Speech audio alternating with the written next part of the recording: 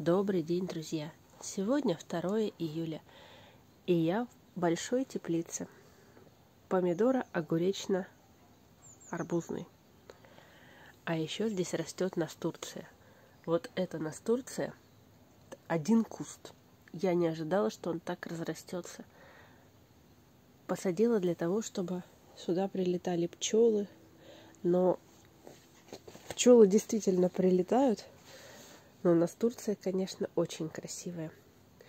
Просто украшение данной теплицы. Хочу рассказать про помидоры. Помидоры у меня в этом году, тьфу-тьфу-тьфу, пока более-менее.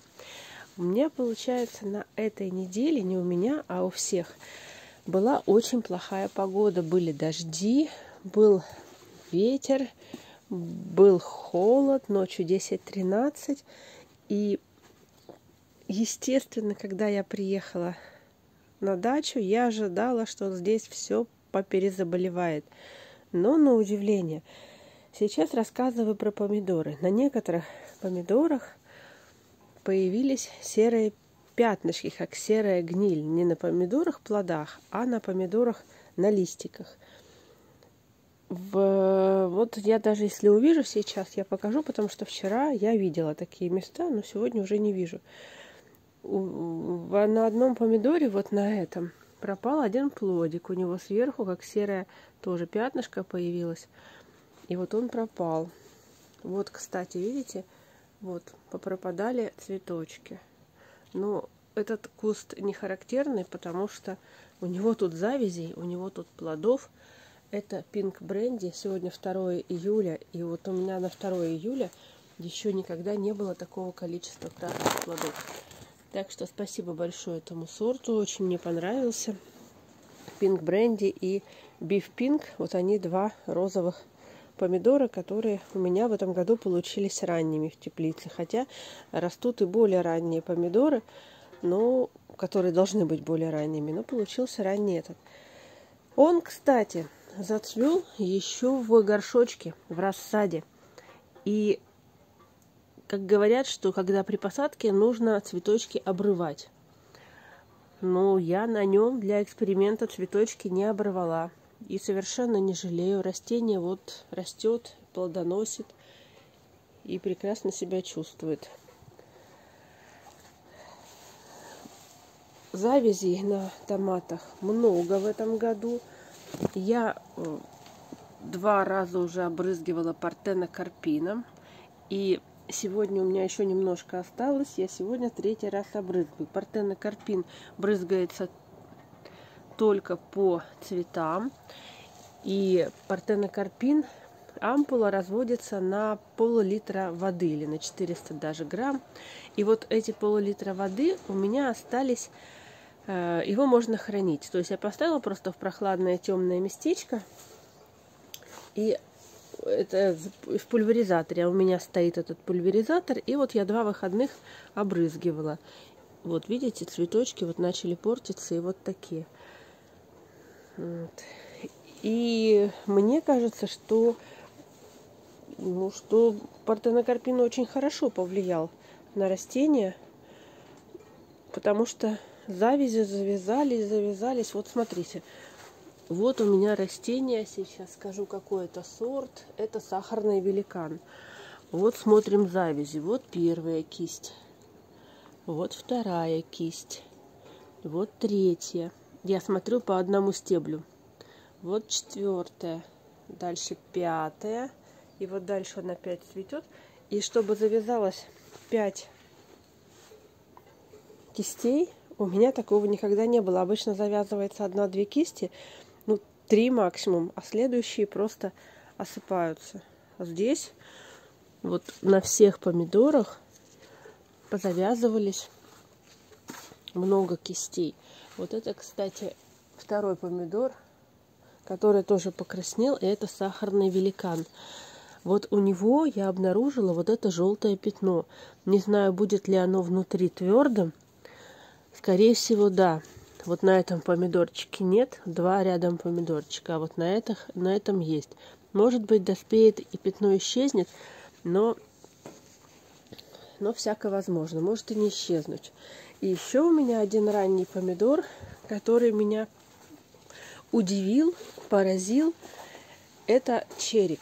Это черик, который... Ой, черик, солнце в глаза светит. Называется тигровый коктейль. Я его раньше никогда не сажала. Только посмотрите, что здесь происходит. Это первая кисть. Потом он раздваивается на две. Это вторая кисть. Вот уже тоже краснеет. Дальше расстраивается у него третьей кисти, четвертый. И дальше, чем выше, вот я пытаюсь показать так, чтобы не отсвечивало. Я перестала его нормировать, потому что он уперся башкой в теплицу. И чтобы он перестал быстро расти, я перестала его нормировать. Вот рядом тоже растет черик. Вот он. Где тут эти черики? Не видно.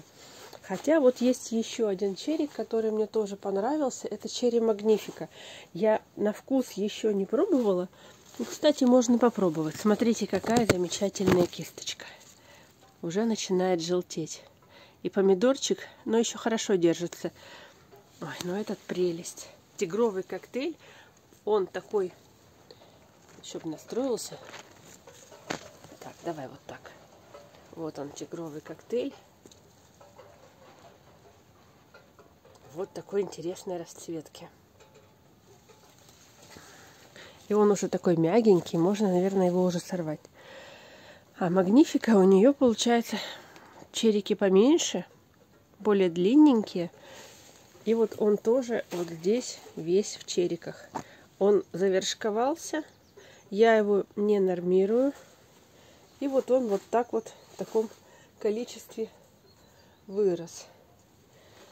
Так, а это, кстати, вот еще черик тоже растет. Смотрите, внизу чериков практически вот одна. Почему на чериках не нормирую? Потому что, ну, вот одна кисточка, да, вот была бы еще одна кисточка, еще одна, и все. А если не нормировать, получается много стеблей, и из этих стеблей получается, соответственно, много цветов. А помидорчики это черри сами по себе маленькие. Зачем их нормировать? И хотела я рассказать, чтобы самой запомнить, чем я удобряю свои помидоры в этом году. Потому что в этом году, кроме партенокарпина, который мне очень понравился, вот, кстати, нашла куст, где завязи не захотели завязываться. Смотрите. Но что, с чем это может быть связано? Этот помидор называется советский. Этот помидор называется советский. И у него внизу вот 5 больших помидор. Сейчас я с другой стороны встану. Вот здесь тоже советский. И попытаюсь показать размер этого зеленого помидора. Вот у меня 2 зеленых помидора. Мне кажется, в нем полкило. Мою руку не видно, да? Вот. Что тут? Вот тоже что-то не завязалось. Но это от одна кисть. Вот. Очень надеюсь, что он будет такой же вкусный, как красивый. Помидор называется советский. И он завязал сейчас 1, 2, 3, 4, 5 помидор. И все, перестал завязывать, судя по всему. Хотя он цветет, может быть, еще выше будут помидоры. Посмотрим, чем удобряю. Вот у меня стоит такая 200-литровая бочка. Этой 200-литровой бочкой каждый день поливается теплица.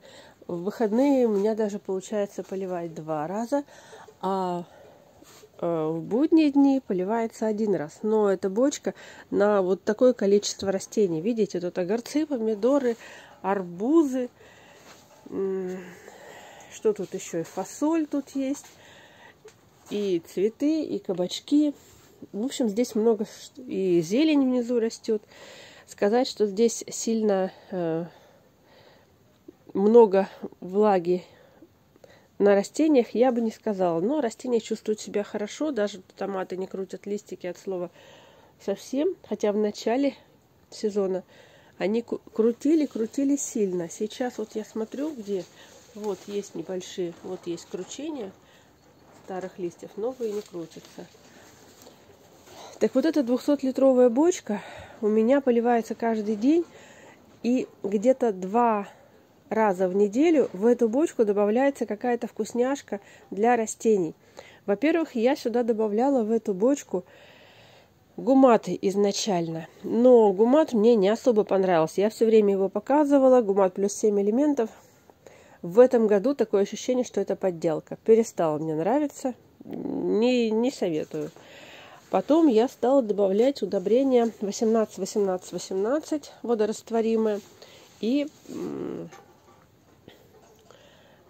тоже столовая ложка на 200-литровую бочку. И поливала. Потом обнаружила недостаток магния. Недостаток магния. Вот сейчас я даже пытаюсь найти эти листики, и я не могу их найти, их сейчас нет. Вот старый листик, немножко может быть видно. Вот эти вот желтые пятнышки. А было такой сильный недостаток магния, что листья, даже вот некроз вот нашла. Вот смотрите, вот это недостаток магния, это не болезнь. Видите, какие синие листики?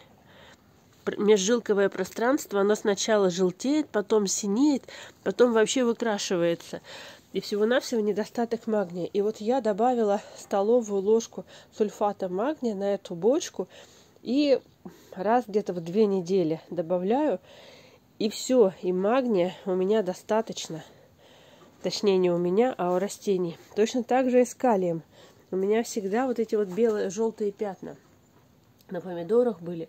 Но здесь пока не могу сказать, потому что мы сняли только один помидор с Pink Brandy. И вот следующий я смотрю на этом Pink Brandy. Здесь тоже нет желтого пятна. Может быть, это просто сорт такой. Когда буду остальные помидоры снимать, я потом покажу, и будет видно, виноват все-таки сорт, точнее, молодец сорт, или действительно проработал сульфат калия. То есть на эту бочку раз в 2 недели я добавляю столовую ложку сульфата калия. И очень надеюсь, что это поможет и не будет пятен. Я потом обязательно покажу, что будет с пятнами, будут пятнышки или не будут. И еще хочу сказать, что сульфат магния делает листья того же огурца более зелеными. У меня всегда на огурцах бледный оттенок на листьях. Я думала всегда, что это не хватает азота. То есть, когда показывают другие огурцы, то у них такие листья зеленые, мощные. Вот, вчера собрала урожай, сегодня висит новый. Но потом прочитала в одном умном издании, что, оказывается, бледность листьев – это недостаток магния. И я, когда стала добавлять сульфат магния в бочку, то мои огурцы резко позеленели. Да, не сказать, что они стали... Тут фасоль под ногами валяется. Вот. Не сказать, что мои огурцы стали прям зеленые-зеленые, но они стали значительно более зеленые, чем они были до того, как я добавила сульфат магния. Так что, и вот примерно 2 раза в неделю в эту бочку добавляется какая-то вкусняшка. Я не считаю, что это много для такого количества растений. Столовая ложка 20 грамм удобрения на 200 литров воды. Тут я даже не знаю, сколько кустов. 20, 40, 60, на 80 кустов. Вот так. И огурцы, конечно же, тут вынос на огурцах, вынос питания идет сумасшедший, потому что огурцы у меня в этом году как никогда спеют. И для того, чтобы они хорошо вызревали, хорошо давали урожай, мне нужно огурцы дополнительно удобрять. И я сделала, вот у меня здесь покрыто пленкой, и сделала в пленке отверстие, вон там тоже, и поливала, добавляла, у меня настой коровика был, и настой травы я делала. В общем, 2 раза за вот все время, сегодня 2 июля, 2 раза я этим настоем поливала. И я думаю, что, наверное, это тоже сыграло свою роль. Ну, то есть никаких особых удобрений, никаких особых препаратов я здесь не использую. И вот такие вот огурчики, помидорчики у меня на 2 июля уже... Ну, в этом году мне, честно говоря, все очень нравится. Прям вот очень-очень, тьфу-тьфу-тьфу, не сглазить бы. Так что я хочу сказать? Пробуйте, не бойтесь, сделайте, посадите, попробуйте несколько кустиков пораньше. И если они замерзнут, ну ничего страшного. А вдруг не замерзнут, вот как у меня в этом году, они не замерзли и дали так рано урожай. Попробуйте, пробуйте. Ну, это же для удовольствия, для души. Такая замечательная работа.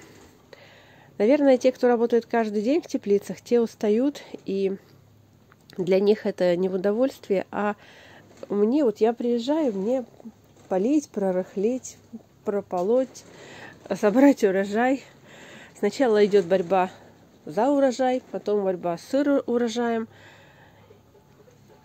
Вот такие замечательные помидорки.